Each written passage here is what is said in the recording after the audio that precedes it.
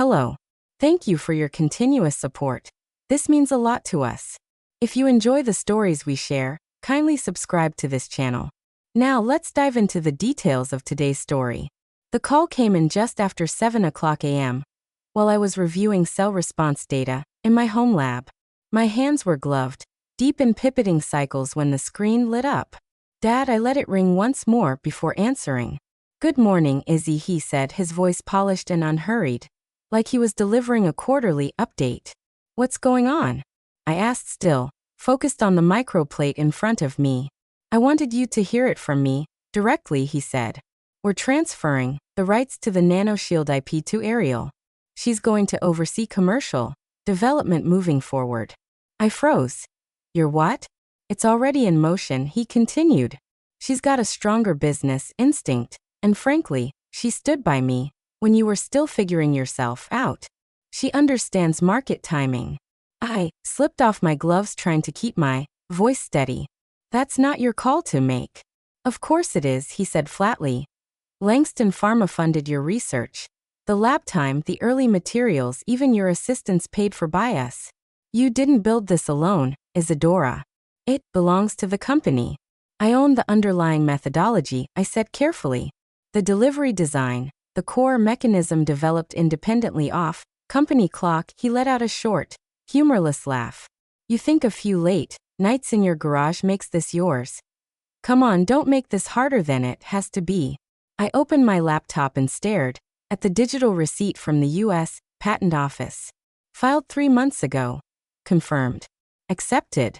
The filing number etched into my brain like a scar. "I hope Ariel enjoys trying to monetize research she doesn't understand," I said, and quote, "good luck." And quote, a pause. He expected panic, rage, maybe tears. Instead, I ended the call and removed the USB key from my drawer.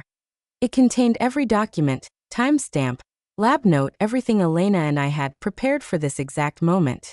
By the time I texted her, he did it just like we predicted. My hands had stopped shaking.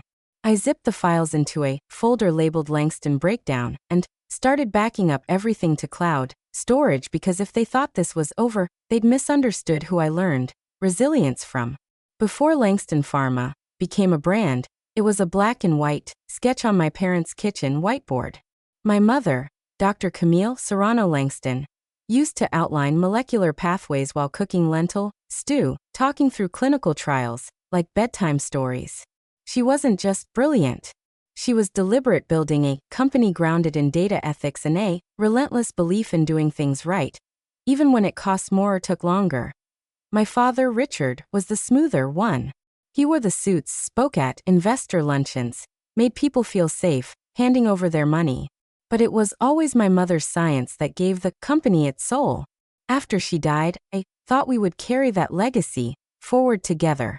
But something in him shifted.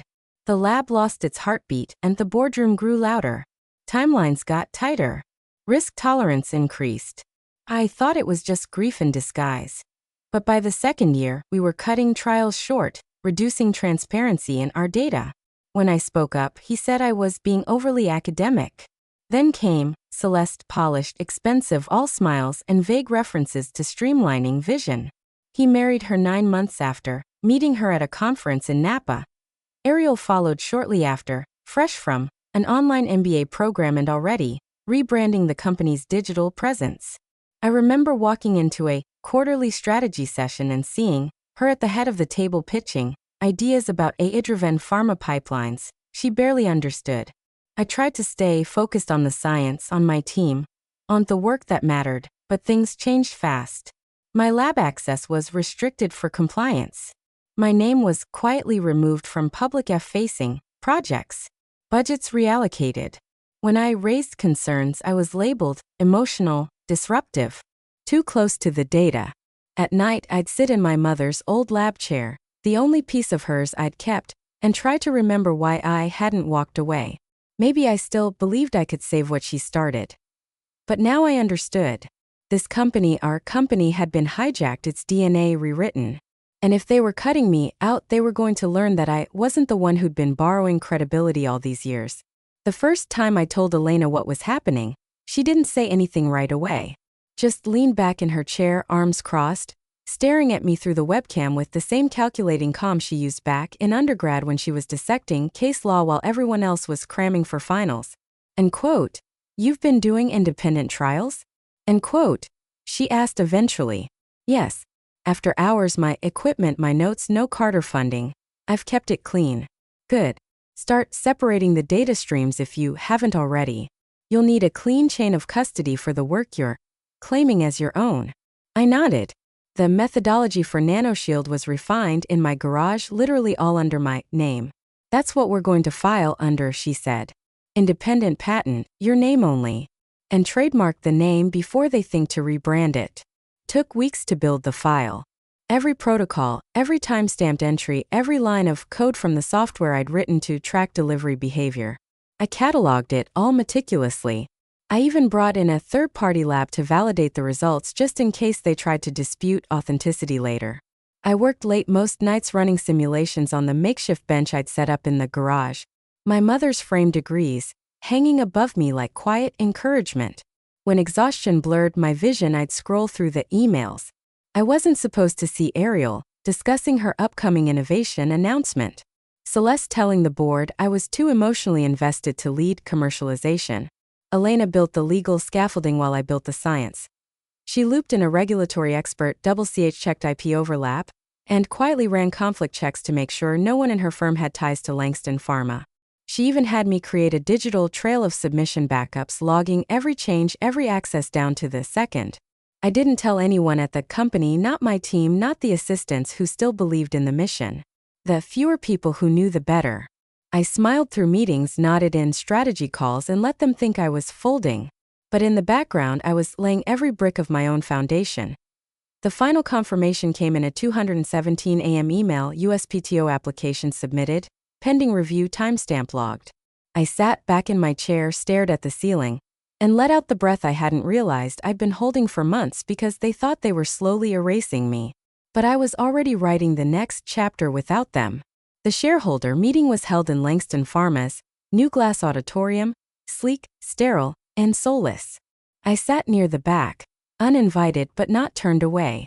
Just another familiar face no one had bothered to question. My badge still scanned at the front desk, at least for now. The presentation kicked off with projections and polished slides. Richard stood at the podium, sleeves rolled high, like he was still the scrappy founder, rather than the man who had just gutted his daughter's credibility behind closed doors. And now he said, turning to Beam at the front row, and quote, "I'm thrilled to announce the launch of our newest division, Langston Advanced Solutions." End quote. There was polite applause. Then a spotlight turned toward the front row, where Ariel stood and made her way to the stage. Heading this bold new initiative, he continued, is someone who's already shown tremendous insight and leadership, Ariel Summers. More applause, louder this time. I watched her take the stage in tailored white, lips painted to match the Langston logo. She thanked the board, threw in a buzzword salad of agile pipelines, adaptive commercialization, and cross-market synergies. Not once did she mention science. Not once did she mention me. I looked at the stage, at the chairs behind the podium where past project leads and division heads sat, where I used to sit. There was no chair with my name. There wasn't even a pause to acknowledge my work on the very tech Ariel now claimed as a foundation for her vision. I sat through the rest of the meeting without moving. When it ended, people filtered out, heads bent over phones, congratulating Ariel, shaking Richard's hand. Not one of them looked back. Outside, the air was heavy with June heat. I walked the long way, back to the parking lot, past the sculpture dedicated to my mother, the founder who built the research wing, and whose name had been quietly removed from the website last month. It hit me then, in a way it hadn't before. I wasn't being sidelined. I was being replaced, and I wasn't going to ask for a seat again. I'd already started building my own table. The notification came through Elena's secure server at 10:42 a.m. Just as I was reviewing early phase trial results from the polymer variant we'd modified in the garage. The subject line was short: initiated transfer attempt, flag triggered. I opened the document. My father had officially filed a request to transfer the NanoShield IP from Langston Pharma to Ariel Summers, citing internal strategic realignment. They had no idea the USPTO had already logged my independent filing 3 months earlier, with timestamps, third-party validations, and digital backups from 3 separate locations. The flag was automatic. The moment they submitted a conflict was registered, Elena's message popped up seconds later. They just walked into it. I'm prepping everything. Sit tight. I didn't feel relief or victory. Just a calm, cold clarity. The kind that only comes after being underestimated for too long. At noon, I got a call from Langston Pharma's legal department. I didn't answer. Then a message from Ariel. Can we talk? There's been some confusion. I let that one sit, too. By late afternoon, I was at Elena's office, sitting across from her as she laid out our plan in color-coded folders. She was composed as always, but there was a tightness around her eyes that told me she was already thinking 3 moves ahead. They violated USPTO protocol by attempting to transfer rights they don't legally hold, she said. That automatically puts them under scrutiny. Best case for them, this becomes a public embarrassment. Worst case, they open themselves up to an investigation. They'll go with confusion first, I said, then spin it as miscommunication. They'll say I misunderstood the scope of my contributions. Elena nodded. Which is why your logs matter. Your lab notes, the receipts for your personal equipment, the off-site server backups. This isn't just a disagreement. It's theft.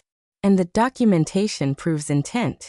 She handed me a clean print out of the original patent application. My name, my methodology, no cosigners, no corporate affiliation. I stared at it for a long moment before slipping it into my bag. That evening, while Langston Pharma tried to figure out why their request was being held in legal review, I returned to the lab and ran the same molecular sequence I'd run 100 times before. Only now it felt different, measured, certain, because they hadn't just triggered a transfer. They'd triggered the case I'd spent a year preparing. They held the press event on a Wednesday morning, streaming it live across Langston Pharma's platforms with a glossy headline and quote, "Revolutionizing therapeutics, a new era begins." End quote. I watched from my laptop headphones and, seated at the same kitchen table where I first drafted the NanoShield prototype, on the back of a napkin, Ariel stepped up to the podium in a pristine white lab coat, still creased from packaging. Her name was embroidered on the chest in a font that matched the new Langston, branding soft teal lowercase, approachable scientific theater dressed in PR. She smiled at the cameras, adjusted the microphone with rehearsed grace, and launched into her speech. End quote. Our next-gen delivery system uses targeted receptors to optimize therapeutic entry at the cellular level, improving precision and minimizing collateral impact. End quote. She read, stumbling slightly over therapeutic. I recognized every word lifted straight from my grant proposal. My diagrams flashed behind her as she gestured vaguely toward the screen, pretending to explain mechanisms she didn't understand. My father stood beside her, hands folded proudly, calling her a visionary and a leader for the future. I stared at the screen, expressionless, until Elena's message popped up. We're filing the cease and desist now. She moved fast. The document was delivered within the hour, complete with my USPTO filing number, dated evidence of independent authorship, and a formal demand for immediate retraction of any claim associating Ariel with the technology's development. The live stream ended without acknowledging the legal notice, but the tone had shifted. Comments were disabled. Questions from journalists were cut short. One biotech reporter tweeted a screenshot of Ariel mispronouncing bioavailability, and it spread faster than anything in the Langston pipeline ever had. I closed my laptop and sat back, letting the quiet settle.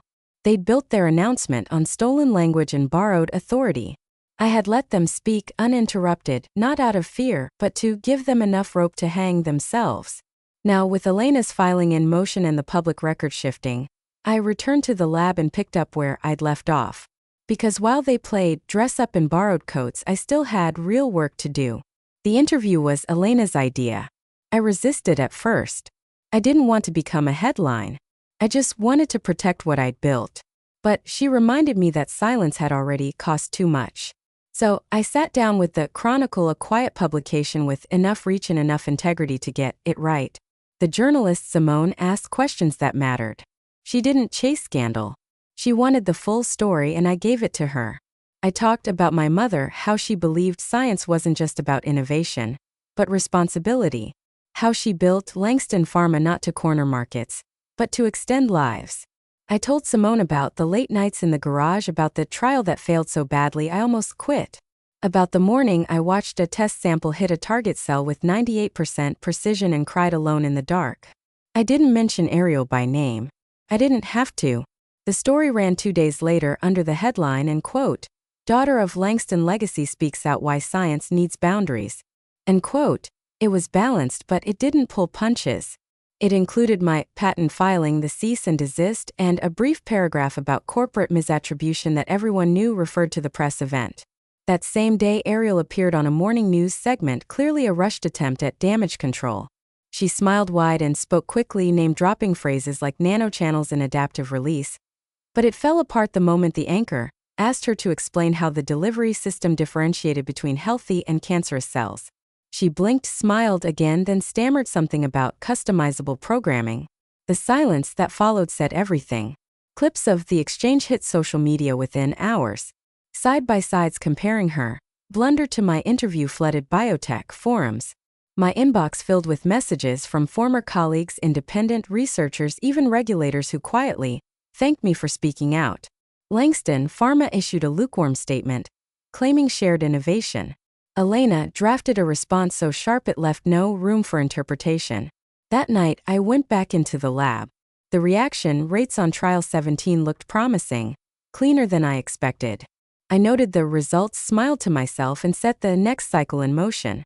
They had the cameras, the slogans, the spotlight, but I had the science. The FDA announcement hit like a fault line breaking open. What began as a patent dispute triggered a broader review of Langston Pharma's recent submissions. The agency cited irregularities in data reporting and accelerated approval attempts without sufficient clinical justification. Elena forwarded the notice to me the second it went live. I read it twice, then again, letting the weight of it settle. This wasn't just about my work anymore. It was about everything they'd cut corners to chase. Within a week, Langston Pharma's stock dropped nearly 30%. Shareholders demanded answers. Regulatory boards called emergency meetings. On the morning of his resignation, Richard stood at a podium in the same auditorium where Ariel had once claimed my work. His suit hung looser than usual. His eyes looked sunken. "I accept full responsibility," he said, voice subdued, practiced. "It's time for a change in leadership." He didn't mention me, not once. Celeste disappeared from headlines altogether, vanishing into the same shadows she used to control from behind the curtain. Ariel stopped posting. Her carefully curated personal brand fell silent. Investors pulled out of the Advanced Solutions division quietly, like slipping out the back door of a collapsing building. Elena called late that Friday. USPTO officially confirmed your patent stands. They've closed the case on their side. I didn't say anything for a moment, just stared out the window at the city skyline, glowing in the dusk. Somewhere across town, the company that had tried to erase me was crumbling under its own weight. "They came at you with everything," she said softly. "And you didn't just survive it. You buried them with the truth." But it wasn't revenge that filled my chest. It was something steadier, something clean. I walked into my lab, flipped on the overheads, and moved toward the whiteboard where my team had left their notes for Monday. Because while they scrambled to contain the damage, we still had trials to run. She picked a quiet place off the main road, tucked between a bookstore and a dry cleaner. I almost didn't go. I told myself it wasn't worth it, but curiosity has a way of tugging at you when the dust finally settles. Ariel was already there when I arrived, sitting at a corner table with a cappuccino she hadn't touched. No designer sunglasses, no blazer, just a plain sweater and a nervous glance that didn't quite meet my eyes. End quote. "Thanks for coming," end quote, she said, voice small. I nodded, sliding into the seat across from her, but keeping my bag between us, like a line neither of us could cross. End quote. I just end quote. She exhaled hard. I wanted to say I'm sorry for all of it. She looked older than I remembered, like the weight of everything had finally caught up. I never understood what you did, she continued. The science, the process, it always felt like a foreign language. But Dad, he made it sound like I could fix everything by stepping in, like I could finally matter if I just took control. She wiped at her eyes with the back of her hand. I didn't want to steal. I just wanted someone to see me, the way he saw you. I didn't speak right away. I watched her face waiting for the performance, but it never came. Just quiet regret and a kind of rawness that wasn't polished for PR. You should have asked questions, I said. Instead of pretending to have answers, she nodded. I know. I took a sip of my coffee, letting the silence settle between us. Build something real next time, I said. Something that's yours. She looked down, nodding again, slower this time. When I stood to leave, she didn't try to follow. Outside, the air was cool, the street quiet.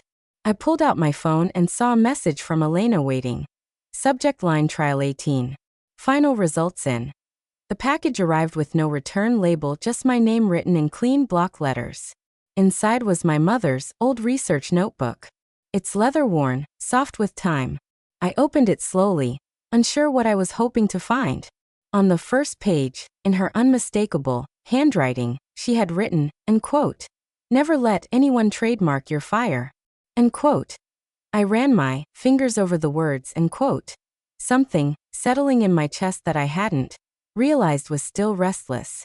End quote. Outside, the sun was rising, casting long golden lines across the floor of the lab we built from scratch. No borrowed funding, no stolen names, just quiet, steady work. My team was already arriving. Voices, soft coffee in hand, laughter echoing from the break room. I slipped the notebook into my drawer, took a breath and stepped back into the space we were creating. One compound, one test, one purpose at a time.